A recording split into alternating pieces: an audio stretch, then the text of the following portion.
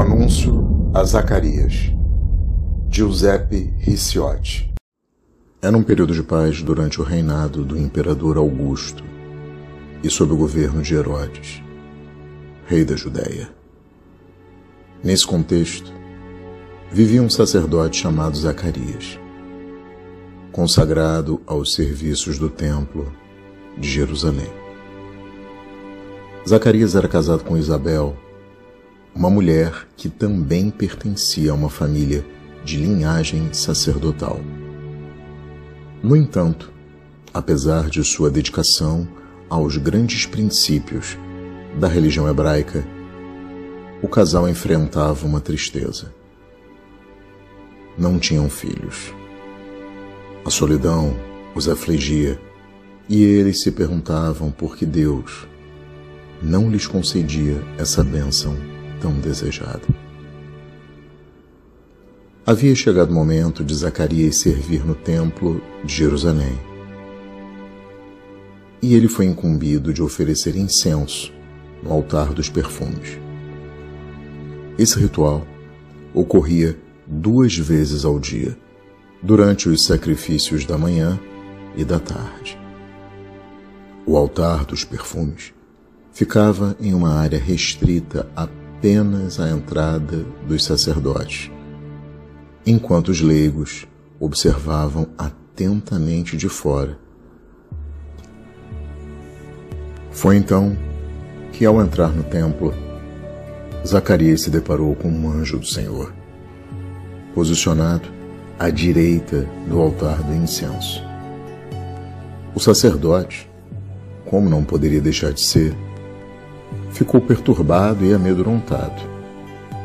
Mas o anjo o tranquilizou, dizendo: "Não temas, Zacarias, pois tua oração foi ouvida. Tua esposa, Isabel, dará à luz a um filho, e tu o chamarás João." O anjo continuou revelando que esse filho traria grande alegria ao pai e a muitos outros. Esse menino João seria especial.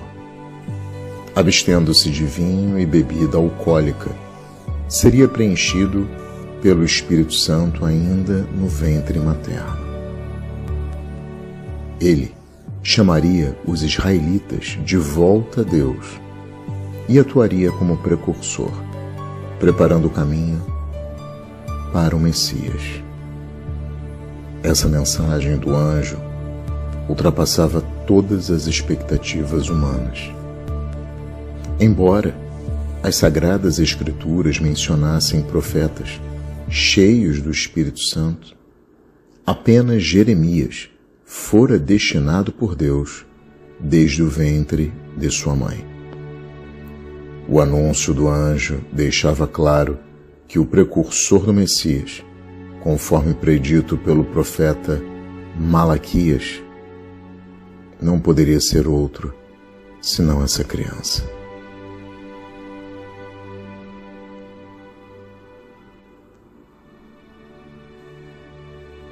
Por causa dessas reflexões, Zacarias, inicialmente desanimado, questionou o anjo: "Como posso ter certeza disso?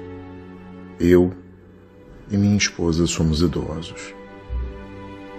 O anjo Gabriel respondeu: "Eu sou aquele que está na presença de Deus e fui enviado para trazer esta boa notícia. Por tua incredulidade, ficarás mudo até que tudo se cumpra." Assim como Abraão e Moisés haviam recebido sinais divinos, Zacarias também recebeu um sinal pessoal e purificador. E assim começaram os novos tempos.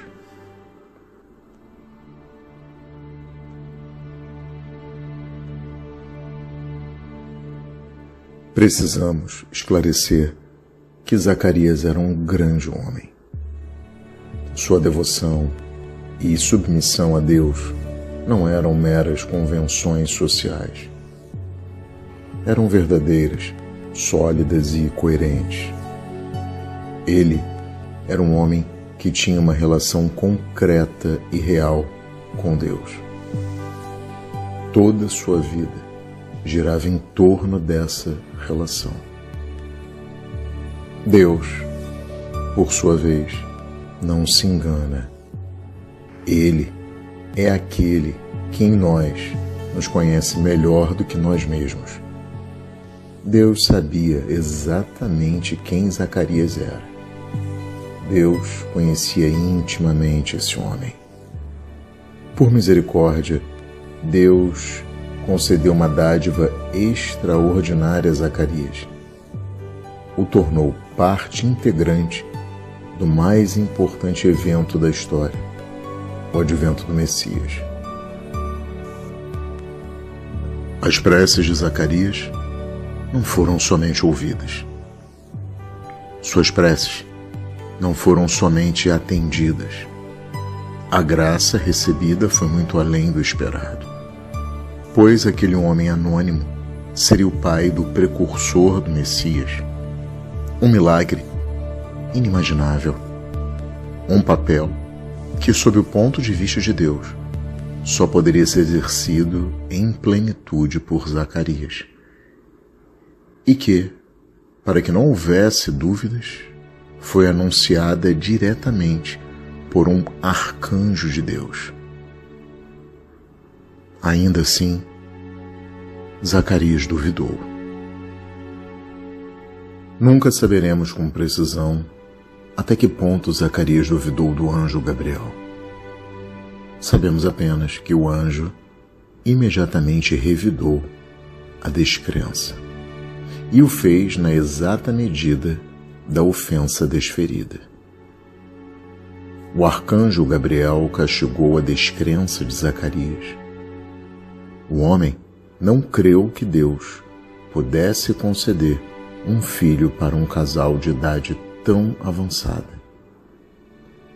Para o anjo, essa ofensa a Deus tinha de ser reparada, e Zacarias pagou o preço na própria carne. A punição serviria como reparação do mal feito e como um sinal que a experiência sobrenatural havia sido real.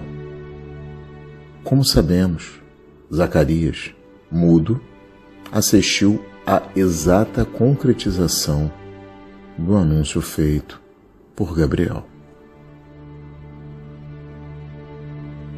E você, como se comporta diante de Deus e de seus chamados? Como você reage ao anúncio dos planos de Deus para a sua vida? Você responde a Deus com submissão, revolta ou dúvida? Onde você se encaixa? Você age como São Pedro, Judas Iscariotes ou como Zacarias? Se você está aqui, você é católico ou ao menos cristão. Você pode não ter se apropriado desse fato, mas essa não é uma condição qualquer. O cristianismo não surgiu de uma filosofia ou de mitologias ou versos de iluminados, mestres, sábios, iniciados ou profetas. Sua base sobrenatural partiu diretamente da vida de Jesus Cristo, ou seja, do próprio Deus, e não de um homem. Você foi escolhido por Deus, foi escolhido para estar nessa condição exata. Você duvida? Responda então, porque em meio à quantidade incalculável de seres humanos já nascidos, você, logo você, nasceu em uma época e em um país cuja cultura facilitou seu acesso ao cristianismo.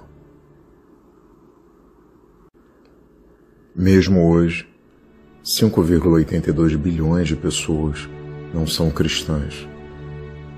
A esse total podemos somar todas as gerações anteriores, o que nos leva a um sem número de seres humanos que foram privados dessa graça. 2000 anos após seu nascimento, Jesus permanece desconhecido para a maioria da humanidade. Isso dá o que pensar. Contudo, não podemos prosseguir sem fazer as perguntas que se seguem.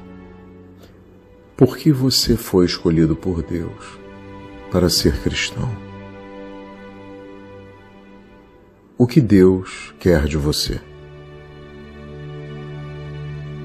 Ainda não sabe? Pois bem, os evangelistas relatam que enquanto Jesus orava no Monte das Oliveiras, se preparando para a sequência de eventos que terminariam em sua crucificação, ele pediu a Pedro, João e Tiago para que orassem e vigiassem com ele. Infelizmente, não foi atendido, e em sua angústia, diante do que sabia estar por vir, o Cristo suou sangue enquanto os discípulos dormiam. Jesus segue pedindo que seus seguidores permaneçam com ele, orando e vigiando. Ou seja, o Cristo pede que você permaneça ao seu lado, o apoiando para a sua crucificação. Alguém discorda que Jesus Cristo continua sendo crucificado diariamente pelos pecados da humanidade?